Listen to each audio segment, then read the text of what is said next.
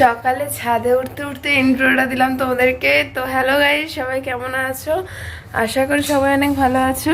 তো আজ রবিবার, আজ একটু উঠতে দেরি হয়ে গেছে। দেখতেই পাচ্ছ ছাদে এসেছি, ছাদটা এত ধুলো ধালা পালাতে ভর্তি। একটু ঝাঁট দেব। ছাদের একবারে পাশেই আছে কদম গাছ আর বাঁশ গাছ। শীতকাল শেষ হতে চললো, তো তাই বেশিরভাগ পাতাগুলোই, শুকনো পাতাগুলো ছাদে এসেই পড়েছে। তোমরা এক্ষুনি ভাববে আমি কেন ঝাঁটাটা ঝেড়ে ঝেড়ে ঝাঁট দিচ্ছি। ওটা হচ্ছে পাতাগুলো তো ঝাঁটায় আটকে যাচ্ছে, তাই জন্য ওটা একটু ঝেড়ে ঝেড়ে ঝাঁট দিচ্ছি, না তো পাতাগুলো তো আবার যেখানে ঝাঁট দিচ্ছি সেই জায়গাটাই চলে আসবে। জানো তো, সকাল সকাল এত কাজ করতে আমার একদম ভালো লাগে না, কিন্তু কি আর করব বলো, একাই তো থাকি বাড়িতে, তাই পরিষ্কার পরিচ্ছন্নটা একাই করতে হয়। যাই হোক, সংসারে থাকতে গেলে এইটুকু অন্তত করতেই হবে।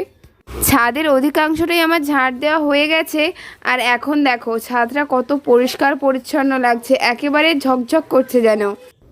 এক সপ্তাহের জামা একদিনে জড়ো করলে যা হয়, একটা চেয়ার ভর্তি পুরো জামা, এগুলো এসে আমি কাচবো। আর এখন চলে যাচ্ছি দোকানে, আমার হাজব্যান্ড আমাকে দিতে যাবে, সে গাড়িটা বের করে দাঁড়িয়েই আছে। তো যাচ্ছি এখন দোকানে, আর চলেই এসেছি প্রায় সামনাসামনি। এসে প্রথমেই সিসিটিভিটা চালু করলাম, তারপর বাড়িতে গিয়ে দেখি মা আমার জন্য চা করে রেডি করেই রেখেছে একবারে। কি আর করব, সকাল সকাল চা খেয়ে একেবারে চলে যাচ্ছি দোকানে। টাটা। হামি দাও একটা হামি।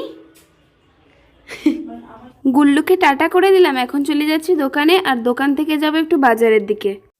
আজকে একটু মাংস রান্না হবে, তাই মাংসের দোকানে এলাম মাংস কিনবো বলে, কিন্তু দেখো কত ভিড়। এখন এখানে মনে হয় আমাকে 1 ঘন্টার ওপর দাঁড়িয়ে থাকতে হবে। সত্যিই তাই, প্রায় 1 ঘন্টা কাটার পর চলে এসেছি একটু বাজারের দিকে। এখানে পেঁয়াজ, আদা আর একটু টমেটো নেব। বাজার করা শেষ, এখন চলে এসেছি ফলের দোকানে, একটু ফল নেব। আপেল নিয়েছি, বেদানা নিয়েছি, লেবু নিয়েছি আর আঙুর নিয়েছি। মাংসের সমস্ত উপকরণ জোগাড় করে এখন হচ্ছে রান্না, আর বাইরে থেকে দাঁড়িয়ে দাঁড়িয়ে দেখছে কি কি রান্না হচ্ছে। দেখতেই পাচ্ছ এরা কথোপকথন হচ্ছে এদের, আর এই দেখো এদিকে রান্না হচ্ছে।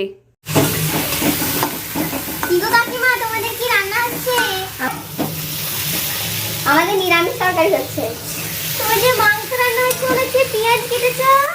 না না, পেঁয়াজ করতে হচ্ছে না গো, যে টমেটো আদা রসুন। ওই তো মাংস কাকিমা। এটা মাংস নয়। ও কাকিমা, আজকে তোমাদের ঘরে খাবো। এটা মাংস নয়, আপনি ভুল দেখছেন কাকিমা। আমার মা যখন শুধু আলু সিদ্ধ আর ডাল সিদ্ধ ভাত করে তোমাদের ঘরে একটু খাবো কাকিমা।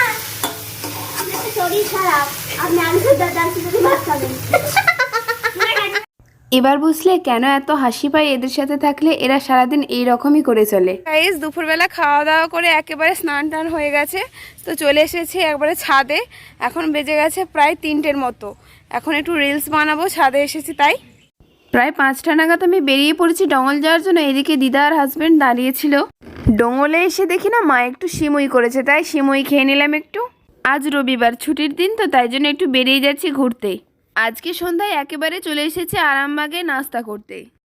ভোটের জন্য ব্রিগেড যাওয়ার উদ্দেশ্যে রওনা হবে বলে কিছু বাস রাস্তায় দাঁড়িয়েছিল, আর আমরা তাই গাড়িটা একটু দূরে রেখে হেঁটে হেঁটে যাচ্ছি।